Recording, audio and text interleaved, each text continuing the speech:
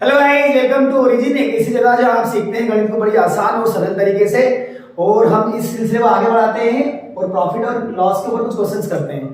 कल हमने इसके ऊपर इंट्रोडक्शन वीडियो डाला था। आई होप कि आपने वो देख लिया होगा और आपको समझ में आ गया होगा, और परसेंटेज के आप वीडियो आपने मेरे देखे होंगे।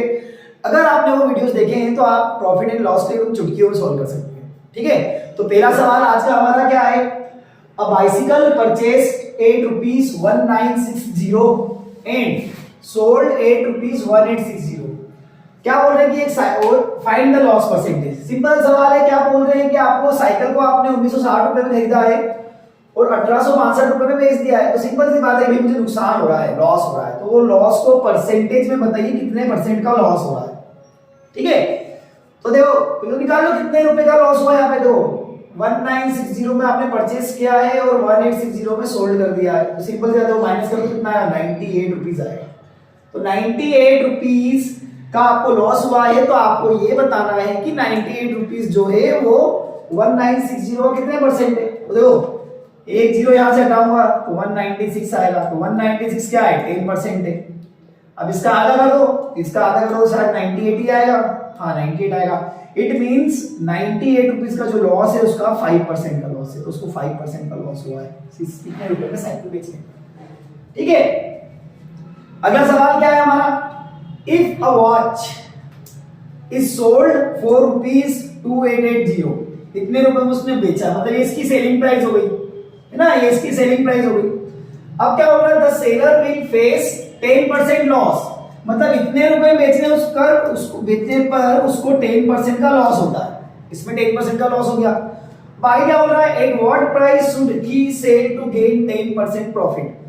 सिंपल, उसको प्रॉफिट चाहिए 10% का। उसने बोला है सवाल में हमको कि शॉपकीपर है जो 2880 रुपए में अगर इसको बेचता है घड़ी को, तो उसको 10% का लॉस होता है। और वो क्या पूछ रहा है आपसे, कितने रुपए में बेचे कि उसको 10% का प्रॉफिट हो। तो देखो सिंपल सी बात है कि जब उसने जो घड़ी की जो भी कीमत होगी उससे उसने 10% कम में बेचा है, तो उसको 2880 रुपए में उसको 10% का नुकसान हुआ है। तो सिंपल सी बात है कि ये क्या है, ये उस घड़ी की कीमत का 90% है। अरे 10% लॉस हुआ है, जो भी कीमत थी वो 100% थी। 10% लॉस पर आपने घड़ी को बेचा, तो ये जो कीमत है घड़ी की कीमत की 90% है। ठीक है, तो पहले हम एक्चुअल में क्या करते हैं, उसका परचेसिंग प्राइस मतलब कॉस्ट प्राइस निकाल लेते हैं, फिर उस पर 10% हम निकाल लेंगे कि भाई इसको फायदा कितने का होगा। तो देखो ये 90% है अपने आप में उस घड़ी की कीमत का। तो क्या मैं अगर इसमें 9 का डिवाइड कर दूं तो मुझे 10% मिल जाएगा, है ना। अगर मान लो ये 80% होता तो मैं 8 का डिवाइड करता, 70% होता तो 7 का डिवाइड करता, तो उससे मुझे 10% मिल जाता कि घड़ी की कीमत का 10% कितना है, और उसमें मैं 10 का मल्टीप्लाई करके उसको 100% बना लूंगा। ठीक है, तो जितना भी प्रॉफिट मुझे चाहिएगा और जो भी सवाल में बोला है उस हिसाब से मैं निकाल लूंगा।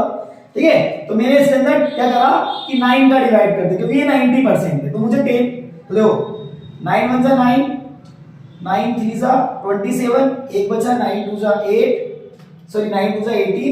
ठीक है, और उसके बाद कितना आ गया आपके पास में, एक जीरो आ गया। ठीक है, तो ये 320 क्या है, घड़ी की कीमत का 10% है। अगर मैं इसमें 10 का मल्टीप्लाई करूं, ये 10% है, तो 10% मल्टीप्लाई बाय 10 तो कितना होगा, 100% होगा ना। मतलब मैं 10 का मल्टीप्लाई इधर करूंगा तो इधर भी करना पड़ेगा। तो मतलब घड़ी की जो एक्चुअल कॉस्ट थी कितनी थी, 3200 रुपए थी। 3200 रुपए की घड़ी को उसने कितने में बेचा, 2880 में। तो 10% का नुकसान हो रहा है। वो क्या चाहता है कि मैं इसको कितने रुपए में बेचूं कि 10% का लाभ हो। तो सिंपल सी बात है, इसका 10% निकाल लो। इसका 10% कितना है, यहां से एक जीरो हटाओ, कितना आ गया 320 रुपए। तो मतलब 320 रुपए का प्रॉफिट चाहिए, तो कितने बेचना पड़ेगा उसको, 3520 रुपए। मतलब उस घड़ी को 3520 रुपए बेचेगा तो उसको 10% का प्रॉफिट होगा। ओके, आई होप आपको समझ में आया होगा। अगले सवाल की तरफ बढ़ते हैं। तो नेक्स्ट क्वेश्चन क्या हमारा कि a shopkeeper sold a jacket at rupees 450, then he faced 25% loss. At what price he should sell the jacket to gain 25% profit? क्या बोल रहा है कि आपको कि वो एक जैकेट है, उस जैकेट को 450 रुपए में बेच देता है। ठीक है, तो उसको 25% का क्या होता है, लॉस होता है। ठीक, तो क्या बोल रहा है कि इस जैकेट को कितने रुपए में बेचे कि उसको क्या होगा कि 25% का प्रॉफिट हो। अब ये बात समझिए कि हमको उस जैकेट की कीमत नहीं पता, तो जो हमने पिछला घड़ी वाला सवाल करा है, ठीक है, सेम वैसा ही प्राइस, वैसा ही सवाल है ये। क्या करना है कि जो एक्चुअल कॉस्ट नहीं पता, बट हमको ये पता है कि 25% लॉस हो गया उसको, जो भी कीमत थी उससे 25% लॉस हुआ है और उसने 450 रुपए बेचा है। मतलब ये 450 रुपए क्या है कि उस घड़ी का कीमत का 75% है, तो मतलब कि मेरा 75% है उस जैकेट की कीमत का, सॉरी मैंने घड़ी बोल दिया, उस जैकेट की कीमत का ये 75% है। अब मैं करूं घड़ी कॉस्ट निकाल, सॉरी जैकेट की कॉस्ट निकालने के लिए क्या करूं, अगर मैं इसको 3 से डिवाइड करूं तो मुझे इसको भी 3 से डिवाइड करना पड़ेगा, सिंपल सी बात है। तो ये देखो 3 से डिवाइड करो तो क्या मिल जाएगा मुझे, 25% मिल जाएगा। तो इसको 3 से डिवाइड करो कितना आएगा, 150 आएगा। तो मतलब उसको 25% का लॉस हुआ ना, और 25% कितना है, 150 रुपए, ये मुझे मालूम पड़ गया यहाँ से। अब क्या करूंगा मैं कि भैया मुझे तो ये 75% है, ये 25% है, दोनों को प्लस कर दूंगा मैं, तो मुझे क्या मालूम पड़ जाएगा, घड़ी की जैकेट की कीमत मालूम पड़ जाएगी। तो एक्चुअल में जैकेट की कीमत कितनी है मेरे पास में, 600 रुपए। अब वो क्या बोल रहा है सवाल में आपको कि इसको कितने रुपए में बेचूंगी मुझे 25% का प्रॉफिट हो जाए। तो अभी हमने निकाला कि 600 का 25% कितना होता है, 150 रुपए होता है। तो क्या हो गया, 600 प्लस 150, मुझे प्रॉफिट चाहिए, तो क्या करूंगा मैं 750 रुपीज में इसको जैकेट को बेच दूंगा। तो उस कंडीशन में मुझे 25% का क्या होगा, प्रॉफिट होगा। ठीक है, समझ में आया?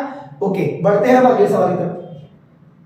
A person sold 2 horses at rupees 32,500.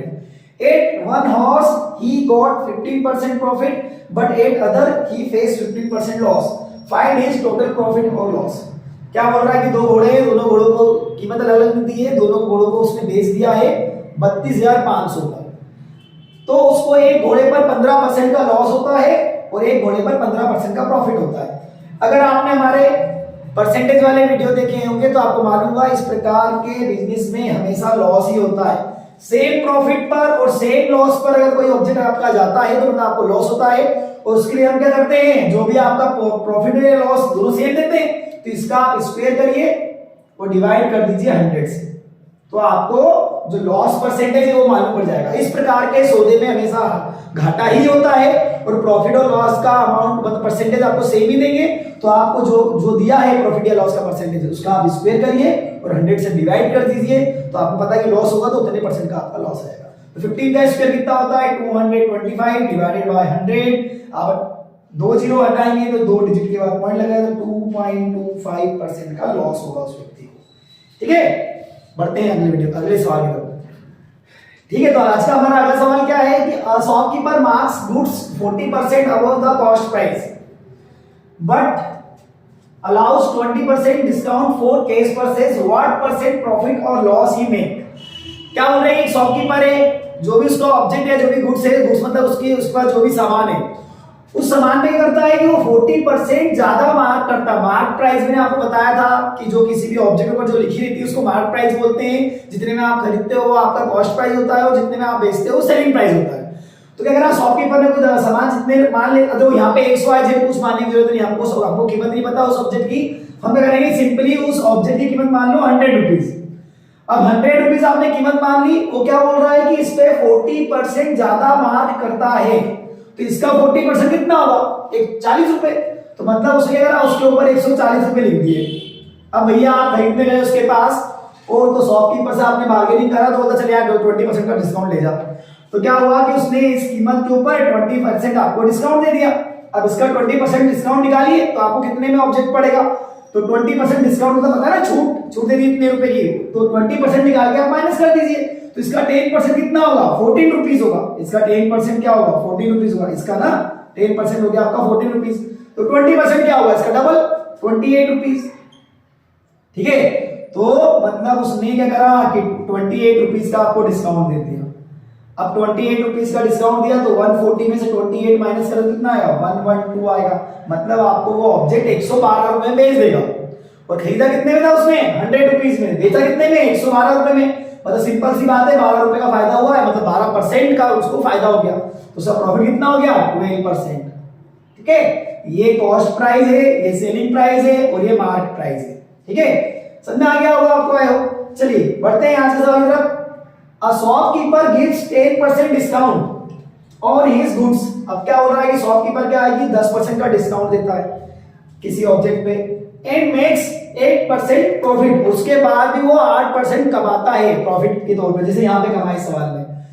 Find the mark price, mark price निकालनी है आपको। मार्क प्राइस मतलब जैसे कि ये मार्क प्राइस थी ना 140 रुपीज। अब वापस वही काम करते हैं, हम क्या काम करते हैं, वापस हमको कॉस्ट नहीं पता ऑब्जेक्ट की, तो हम क्या करते हैं ऑब्जेक्ट की कॉस्ट मान लेते हैं 100 रुपीज। ओके, अब क्या बोलते हैं कि वो सवाल में कि उसके बाद वो 8% का प्रॉफिट कमाता है, तो 100 रुपए पे अगर 8% का आप प्रॉफिट कमाओगे मतलब आपने क्या करा है, उस ऑब्जेक्ट को 108 रुपए में बेच दिया है।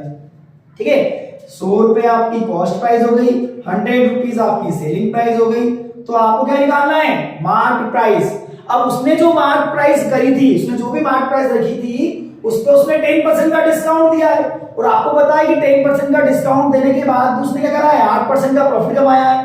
तो 10% का डिस्काउंट देने के बाद मतलब उसने वो ऑब्जेक्ट 108 रुपए बेचा होगा। अगर 100 रुपए कीमत होगी, 8% का प्रॉफिट 108 रुपए में हो गया, तो उसने 10% का डिस्काउंट देने के बाद उसको 108 रुपए में बेचा है। मतलब उसने जो भी मार्किंग करी थी प्राइस की उस पे 10% का डिस्काउंट दिया है और उसके बाद 108 रुपए बेचा है। मतलब ये 108 क्या हो गया, उसके मार्किंग प्राइस का 90% हो गया। ठीक है, आज का पहले सवाल याद कीजिए। ठीक है, तो ये 90% है मार्किंग प्राइस का। अगर ये 90% है, ये 90% है मार्किंग प्राइस का, तो मैं क्या करूंगा, इसमें 9 का डिवाइड कर दूंगा तो मुझे मार्किंग प्राइस का 10% मिल जाएगा, और उसमें 10 का मल्टीप्लाई कर दूंगा तो मुझे 100% मिल जाएगी मार्किंग प्राइस। तो अगर मैं इसमें 9 का डिवाइड कर दूंगा 108 रुपीज में, तो अलग हमें पता है कि 12 9 जा 108 होता है, तो 12 इसमें 9 का डिवाइड करूंगा तो मुझे पता है 12 आएगा।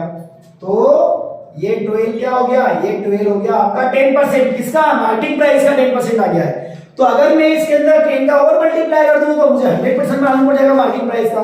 तो 100% क्या होगा, 120 रुपीज। इतना तो मैथमेटिक्स आपको आती होगा। ठीक है, मतलब उस ऑब्जेक्ट के ऊपर उसने मार्किंग प्राइस कितनी रखी है, 120 रुपए। चलो अभी सारी कंडीशन को हम फुलफिल कर लेते हैं, चेक कर लेते हैं।